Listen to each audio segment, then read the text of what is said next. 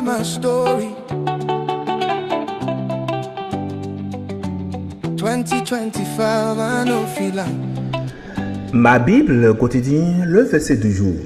Jacques chapitre 3, le verset 5, je cite. De même, la langue est un petit membre et elle se vante de grandes choses. Voici, comme un petit feu peut embrasser une grande forêt. Fin de citation, glorifions le Seigneur. Alléluia, bien-aimés auditeurs et auditrices de notre Seigneur Jésus-Christ. Nous prions l'Éternel notre Père de nous éclairer pour que nous puissions mieux méditer sa parole. Bien-aimés, le chapitre 3 de l'épître de Jacques est entièrement consacré donc à un seul sujet, la puissance de la langue. Et ceci a été remarquablement expliqué au verset 1 à 12. Tout commence au verset 1. Mes frères, qu'il n'y ait pas parmi vous un grand nombre de personnes qui se mettent à enseigner, car vous savez que nous serons plus jugés sévèrement. Ici, Jacques s'est adressé à des croyants, pas à des païens, surtout à ceux qui prennent la parole dans l'assemblée. Celui qui parle porte une responsabilité devant Dieu, vous le savez. La parole n'est pas un jeu.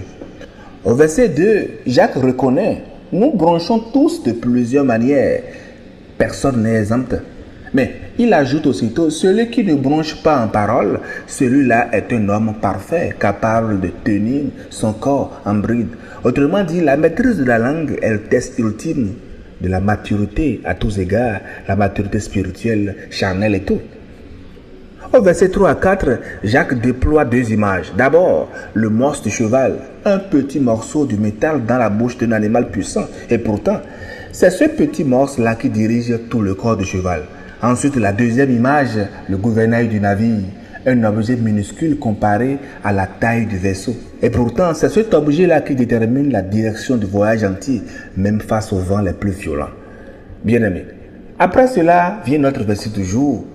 Vous comprenez la comparaison. Ce que le gouvernail est au bateau, la langue l'est également à notre corps et à notre vie. Si la bonne puissance contrôle chaque fois notre langue, nous ferons un heureux voyage à travers de la vie et nous arriverons à destination en toute quiétude. Mais je vous dis, si la mauvaise puissance contrôle notre langue, nous ferons vraisemblablement naufrage. La direction de notre vie dépend absolument de ce qui gouverne notre bouche et c'est important de le savoir. Et dans cette progression, Jacques présente dans notre verset du jour deux tableaux. D'abord, la langue est un petit membre et elle se vante de grandes choses. Voyez-vous, un organe si minuscule mais qui produit des effets immenses. Jacques ne dit pas simplement qu'elle peut faire de grandes choses. Il dit que la langue s'en vante.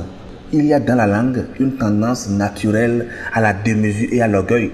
Le deuxième tableau, voici comme un petit feu peut embrasser une grande forêt. Une étincelle, une seule, un mot mal placé, une rumeur, une critique, une parole de colère et des vies entières, des familles, des assemblées peuvent être ravagées. Au verset 6, Jacques ira encore plus loin en appelant la langue comme un feu, un monde d'iniquité qui enflamme le cours de la vie et elle-même enflammée par la géhenne. Des versets 7 à 12, Jacques dit encore que par elle nous bénissons le Seigneur notre Père, et par elle, nous maudissons les hommes faits à l'image de Dieu. De la même bouche sortent la bénédiction et la malédiction. Bien-aimés, j'ai fait exprès de parcourir les 12 versets pour que vous compreniez la puissance que Jacques a développée pour ce qui concerne vraiment la langue. Le message clé de Jacques au travers de notre verset est simple. La langue révèle ce qui habite le cœur. C'est de l'abondance du cœur que la bouche parle, nous dit Matthieu 12, le verset 34. Le problème n'est donc pas la langue en elle-même, mais c'est la puissance qui la gouverne. Alors, en ce moment, bien-aimés, que devons-nous retenir? Que nos paroles soient aussi des semences. Si vous semez des paroles amères, des critiques, du découragement, vous les récolterez en retour, multipliées dans votre propre vie. Mais si vous semez la foi, la vérité, l'encouragement, vous récolterez la vie.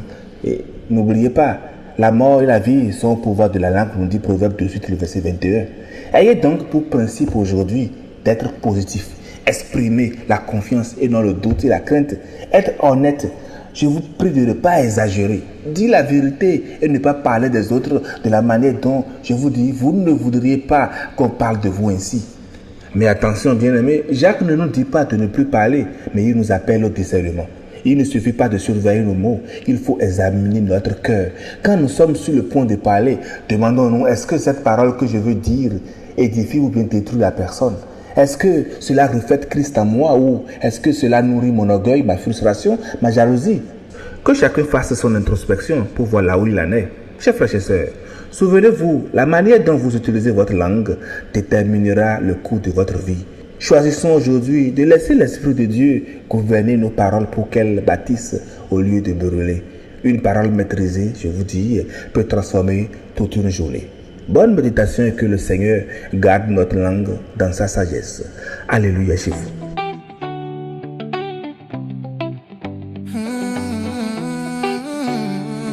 Jesus, now you be my story.